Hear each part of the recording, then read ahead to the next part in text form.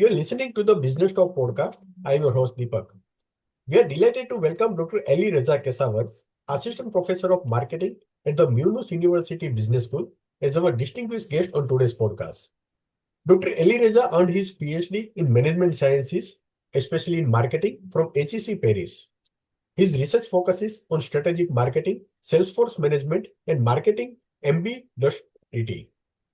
In particular, he studied how Salesforce compensation structures and mobility shape competitive dynamics, and he explored gender-based disparities in pay and promotions within organizational sales teams.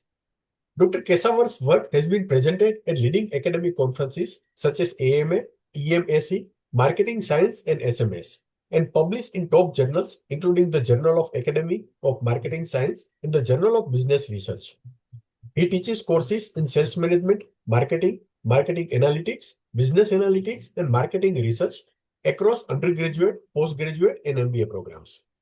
In this episode, Dr. Alireza explores his research. How do firms value sales career paths? Let's not keep you waiting. Please join me in welcoming Dr. Alireza Keshavarz to the podcast. Dr. Alireza, thank you for graciously accepting our invitation. It's an honor and privilege to have you with us today. Of course. Thank you indeed for inviting me to do this podcast. It's a pleasure to be with you. Hopefully, we can have a very fruitful discussion around sales careers. Thank you. Professor, what motivated you to study how firms value different sales career paths, and what gaps in existing research did you hope to fill?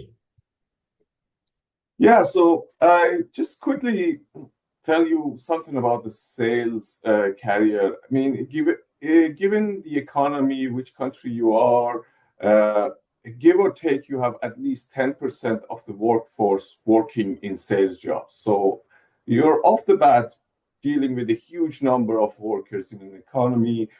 And basically what we see is that on top of this issue that you have so many people working in these type of jobs, we see an exorbitant amount of mobility. Basically, people changing companies, people changing their industry if they stay in the job, and even sometimes they dip in and out of the sales jobs. So that means that they are creating in their CVs or in their packages multiple level of experiences at different organizations, different firms, different industries, and all these begs the question that what does it mean for their careers, in fact?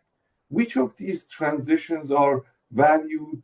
How, when they go on a job market, when they actually even working for an internal company, like their own company, how are these priced in the market? So we looked at that aspect and we try to put numbers on these experiences and see. And the second thing was that careers were not really studied in sales academia as such. Most, and the same in conjunction with compensation. Most compensation research is mostly about the structure of compensation, how you motivate salespeople to work within the organization, to align their effort with the company's goals, etc., etc. But one thing was missing at the time we started doing this study was that what about the pay level? How do salespeople increase their pay levels apart from the structure of the pay? And what does it mean for their careers in long term? So that was the main gap that we tried to address in this research. Very insightful. Professor, your study highlights two distinct sales career paths, one rewarding sales experience and another focus on promotions into management. Could you explain how these paths differ in structure and reward systems? Yeah, so basically what we uncovered, we started in this study at looking as, in fact, on the first path, right? How salespeople should move across jobs, move across companies, or how long should they stay in the occupation to maximize their gains. Now, that gain initially was to look at compensation. Now, when we moved forward, we also incorporated sales managers, right? So sales, if you're studying careers, we can't only focus on salespeople working as sales agents or business developers, etc., etc. We have to also consider the sales managers. Now, of course, when you talk about a career, you would think that this is a continuous career, right? You start from sales, you go up, you become business developer, business development manager, and then you become a sales manager and go forward sales director. But what we figured out is that there's also a lot of anecdotes about that. People often either stick to sales careers, right? Being salesperson, being business developers, or there are distinct profiles that transition into managerial jobs, sales managers jobs. And was kind of a disconnect between how your compensation mattered when you were salesperson, versus what would happen if you went to become a sales manager. And that kind of triggered this dual thinking about careers. And we figured that basically many salespeople, and actually majority of salespeople, are often more successful when they are selling, when they are in the craft, right? And what we see is that basically, if you look at the graphs and tables,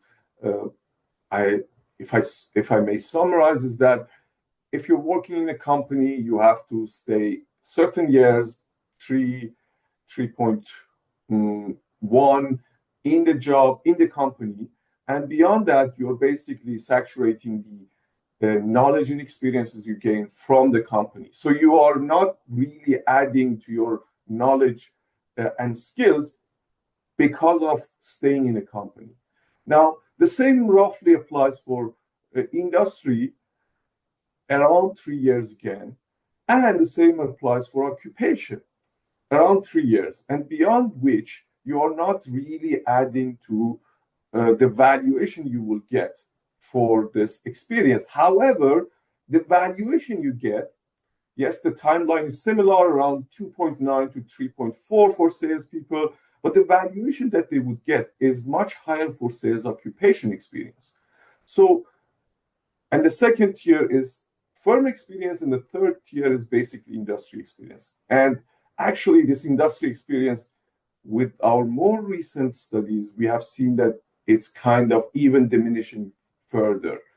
And sales occupation is the most salient. So people basically needed to stay in the sales occupation regardless whether they wanted to switch jobs or switch companies or even switch industries, and gain more and more in terms of their compensation, etc. Now, the second tier is that we look basically who are the sales managers who entered the job. And we realized that actually a vast majority of these sales managers, first of all, are hired internally, and many of them might not even have an extensive sales experience, selling experience, in fact. And that meant that people who are in sales jobs, who are aspiring for higher level jobs, regardless of compensation, right, a organizational promotion, etc., they needed to look another career path and gain other experiences. And what we realized is that sales management occupation experience was highly valued by the firm. But the idea is that sales management experience is a different type of experience than sales occupation experience. There's a lot of leadership skills involved. There's a lot of people management skills involved in that. And this is not exactly from our studies. We looked at other studies, and these findings are consistent across our studies and those studies that we cite in the paper. And basically, that's why companies end up hiring internally laterally from other managerial jobs. People working in marketing management, people working in other people management jobs.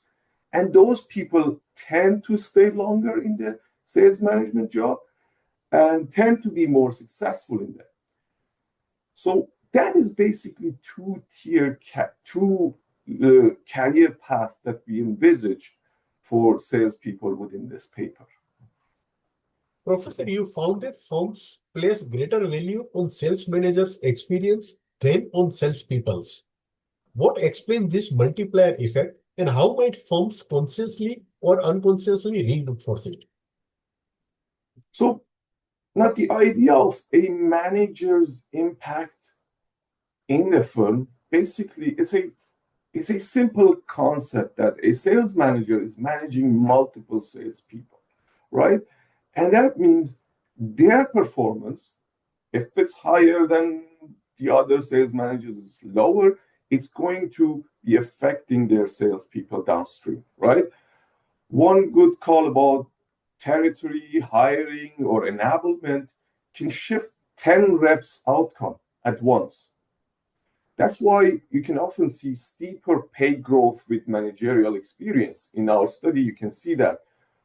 Why the return tend to arrive later as a person learns to manage through the job and manage other salespeople. So, however, there is a risk here. Organizations can overweight basically generic leadership signals and underweight the tacit knowledge that comes from basically carrying a quota, doing sales jobs.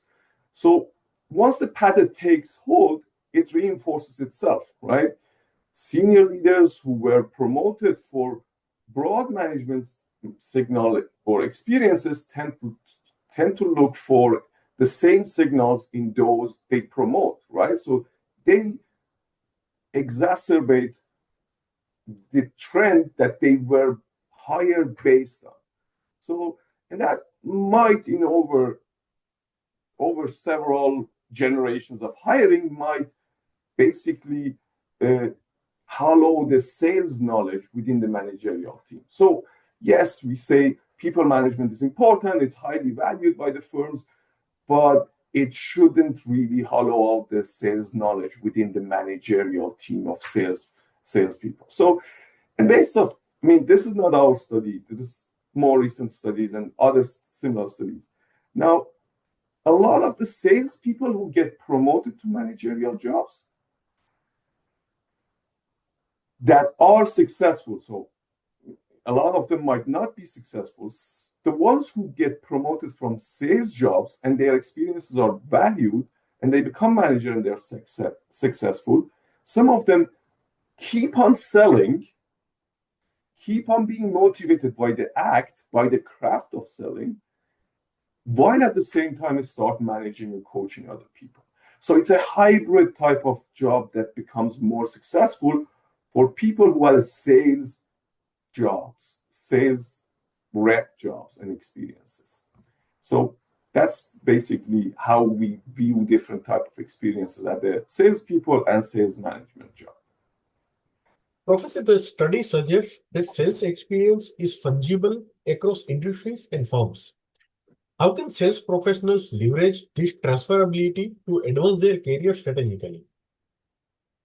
Yeah, that's a very important question. And actually, if we wanted to take one sentence out, is basically if you want to leverage your career, you want to improve your career, you want to make the best of years of your experience, is that you deepen your sales experience, right?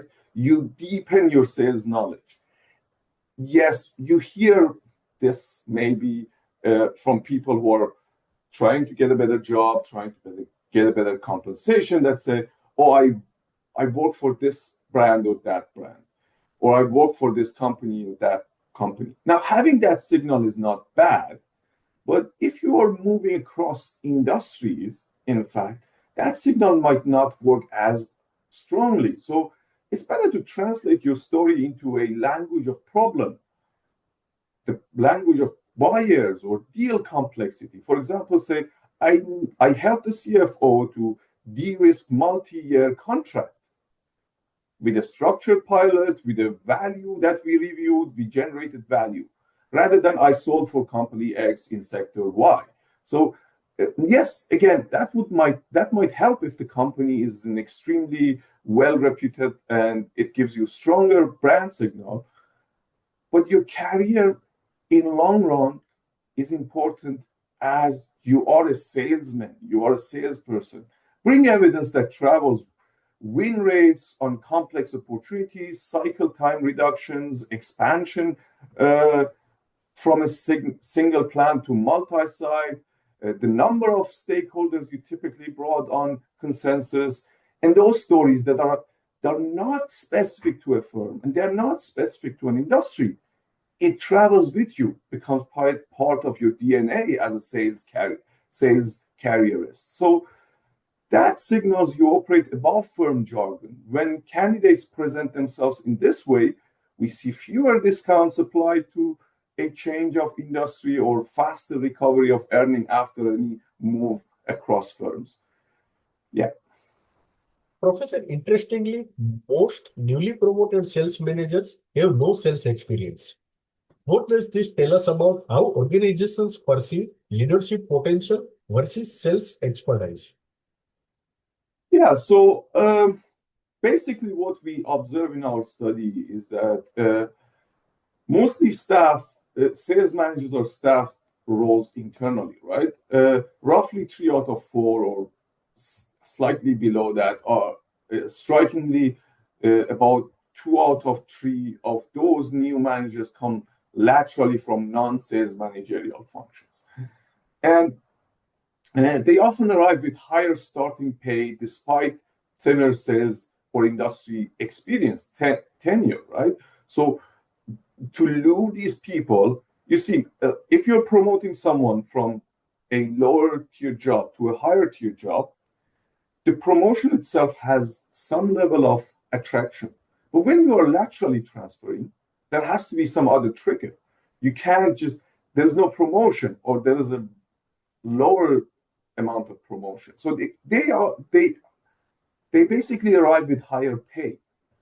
And because that's the negotiating power. And firms have to value that prior managerial experience, which the ones who are not getting promoted the ones who are getting promoted don't really have that managerial experience. And however, the premium that they basically the lateral transfers, the premium that they gain because of the lateral transfer often is because of the leadership skill, managerial skills, people management skills. Now, there is other research, more recently research by another colleague. For example, there's a study by Benson colleagues that they are looking at different managers, and basically they categorize managers into 2 different type of managers. Either you have project managers, system managers, process managers, so these people who manage processes within the organization, control budgets, keep everything on time, and so on. And then you have people managers. And these are the type of managers that we have in sales, right? You're dealing day to day with salespeople, their motivation, their territories, you have to incentivize them to work hard, coach them, and so on and so forth. Yes, there are projects in sales, but it's not a product development project. It's a sales project. It's a sales cycle, which requires a lot of people manager internally and also externally. You're dealing with stakeholders, multiple levels of stakeholders in the organization. So that's why this managerial experience and people manager experience is highly valued by companies. Professor, how should firms rethink their sales compensation structures in light of your findings, particularly to retain high-performing salespeople versus grooming future managers? Actually, that question talks directly into the heart of our study. which is actually not that salient in a way if you don't read the entire paper and don't move into the discussion. And I believe one of our important findings is that if in our paper we have like multiple graphs and so on, which we show a diminishing return to all sorts of experiences, right? So we look at diminishing return in terms of compensation. So we are saying if you're a salesperson, after 3.4 years, basically your sales occupation experience diminishes in terms of value. Now, that diminishing in terms of value doesn't mean that you're not gaining value. You are losing value against another action. So if you stay in a firm 3 years, you are gaining value against leaving the firm. So those graphs, those figures are against something else. It's relative to something else. So basically, we are saying up until the 3rd year, you are in the organization, you are gaining to the salespeople, you are gaining compensation versus leaving. So you're better off staying. But beyond 3 years, firms are actually undervaluing salespeople. So you are, and if you're a manager in an organization, basically, if you stick to the pay structure that you had when you hired the person from 1st, 2nd, or 3rd year, you are very likely undervaluing the salesperson after the 3rd year because they have a better opportunity cost out there in other firms. So that means at least after 3 years, you have to reevaluate your compensation to give the salespeople their value. And that's why often we see salespeople transition within 3 years, maximum 4 years.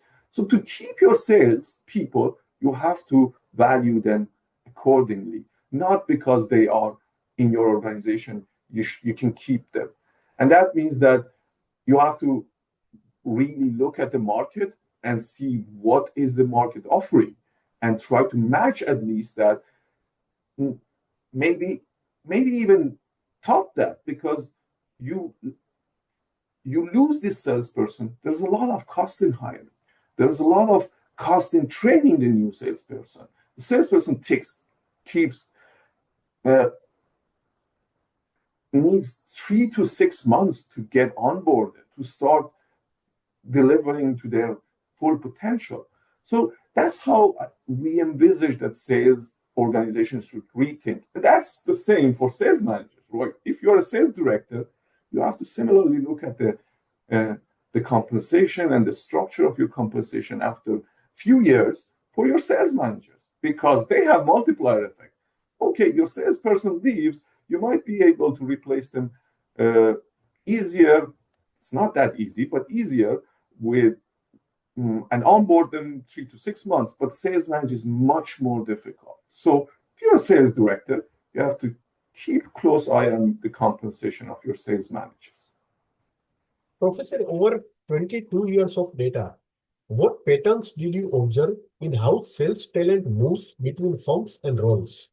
Are there particular industries where this mobility is more pronounced? Yeah, so basically now it's a well-known and also one of the findings of this study, not direct but indirect findings, is that sales is a mobile occupation, right? So people switch firms, industries more often than in many other occupations and functions, especially early in their career, right? While sales managers are more often grown internally. So people switch in sales job, and your sales managers are mostly grown internally, partly because firms have better information about insiders and they can judge their people's management skills and other managerial level skills. The return curve line up with the pattern. For salespeople, occupation returns hit earlier plateaus. For managers, they build more slowly and keep paying off as the leaders improve at hiring. So we see that. And actually, one thing that's not in the paper, what we observe is that over the 22 years of the data that we see, because we are looking at we don't look at the changes over time. We look at the changes over time on the compensation, but we don't look at the changes of over time in the changes of compensation. So the rates of compensation and the career plateauing. And actually what we observe is that now, of course, there might be a lot of reasons for that. What we observe is that the firm value, experience of the firm, the value of that's diminishing. So basically, and individual salespeople are moving toward deepening their occupation experience. They invest in occupation experience. And that means that indirectly, that would shorten even the cycle of staying in firms, right? And it would exacerbate this mobility pattern. So what does that mean for organization is that now retention becomes even more important. And when you are hiring, let's say your salespeople leaves anyways, when you are hiring, you got to hire people with the highest sales occupation experience. So if they come in, they can hit the ground running as soon as they come in.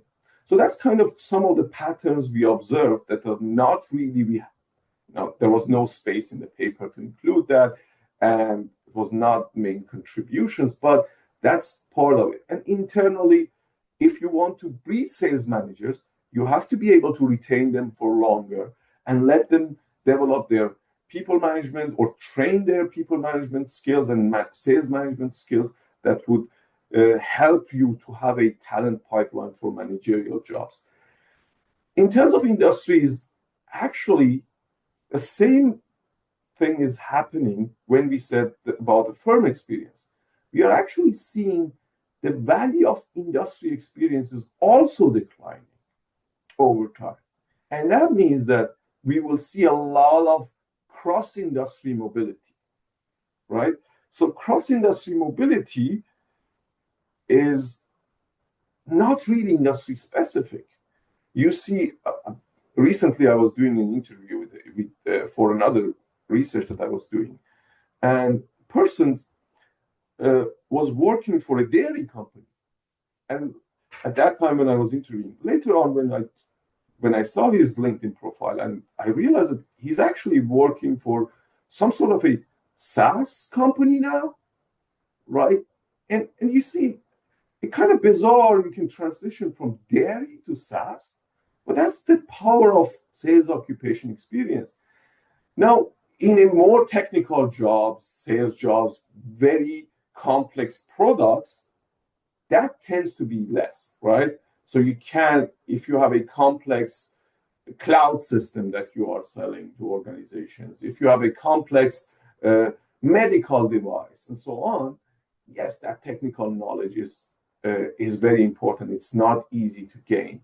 So you see that less in very complex sales. Yeah. Professor, given your broader research interest in gender gaps within sales forces, do you see any gender-related implications in how career paths and compensation are structured? Yeah, actually, that's a very interesting question. Now, although this was not the core of this study in that paper in JAMS we published, but we observed gender pay gaps. And what we saw is that it was across both levels, right? We saw in the at the lower level salespeople job and at the higher level, which is sales manager job. And interestingly enough, in those figures, we see higher gap for higher level jobs, and that's kind of consistent with other studies in management that see at the higher level you see greater gender pay gap between men and women. Now, we followed up that study, that evidence, with another study, and we looked at gender pay gap within sales, and we compared that across HR jobs and across accounting jobs. So we looked at 3 occupations and similar data. We have 19 years of continuous data, detailed, granular information about number of children that people have, which year their children born, and so on. So pretty extensive evidence. And we realized that even though you would think sales is a performance-based job, right? It's a neutral thing, right? You perform, you show outcome, and you get compensated. So there should be lower gender pay gap. And strikingly, we observed higher gender pay gap in sales versus HR and accounting jobs. Now, granted, this data comes from France. So now that meant that having basically compensation-based, performance-based compensation doesn't necessarily mitigate this gender pay gap. It actually exacerbated this, which is a pity. And so in that study, we attributed that to gender roles. Basically, what organizations might perceive as go-getters, as the role of breadwinners in the organization. So you have to be like a lion going out there. And that kind of falsely or perceptually is applied to men. And then women have more communal roles that they have to take on, right? Traditional communal roles, caretakers, and et cetera, which doesn't really go along with the closing deals, winning, hunting, and etc. And that miscongruence, basically, the roles that are incongruently assigned to people, basically men and versus women, kind of undermines their compensation. And also one thing that also interestingly was we found that once a child is born, men increase their compensation gap with women.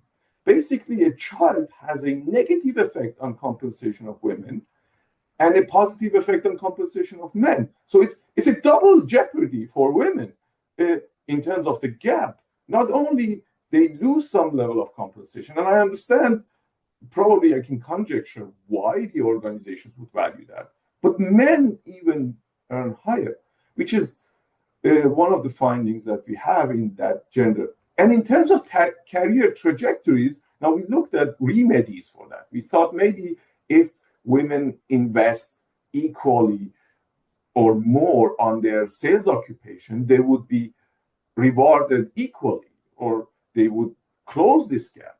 And unfortunately, we don't even observe that, right?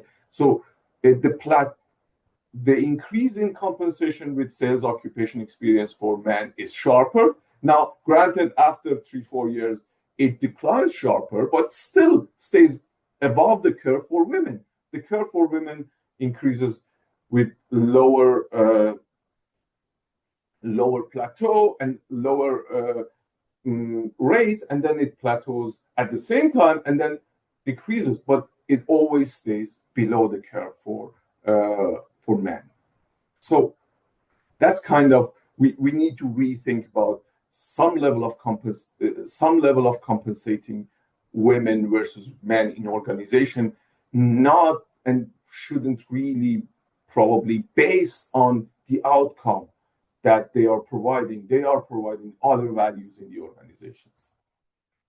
Professor, if managerial experience is rewarded more heavily, does that discourage long-term specialization in sales?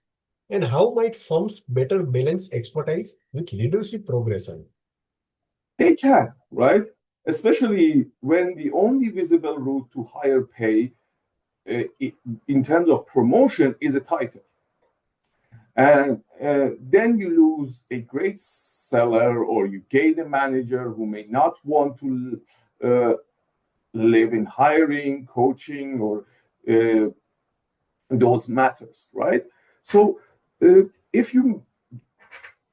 this goes back to our finding that a lot of these people who arrive in sales managerial jobs from non-sales jobs, they are rewarded higher because they have to be lured from other managerial jobs. And that, for a salesperson, not every salesperson is 100% motivated by money, right? Some people have career aspirations. They want to climb up the ladder, become managers, become directors, become C-level executives, and so on. So for those people, it's pretty discouraging if you value someone's managerial experience that you are bringing in from other functions, like be it marketing, be it after sales service, be it operations, to manage and become later on a director, later on a C-level person. So for those people, it can be really discouraging. And basically the remedy is to get them engaged early on, to find these people, to realize what are the aspirations of individuals that you are hiring to sales roles. Why not? Now that you have problem promoting from inside, rather than having a short-term goals for these people, hitting the quota, bringing on sales, and so on, think about long-term careers of these individuals. You might want to train them in people management. You might want to train them to, hopefully in the future, to become a sales manager. And that kind of actually can also encourage them to stay within organizations. Now I am pivoting a little bit. We have currently a paper that we're looking at turnover of salespeople.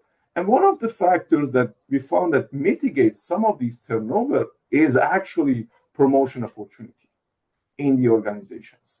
So although we said a lot of the companies are promoting or hiring sales managers from other roles or externally, promotion opportunity itself can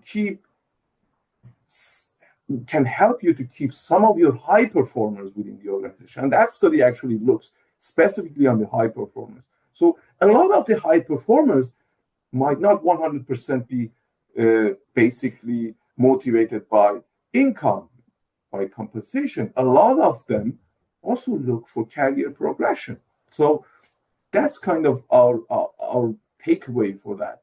Yes, have a lookout for future of these individuals.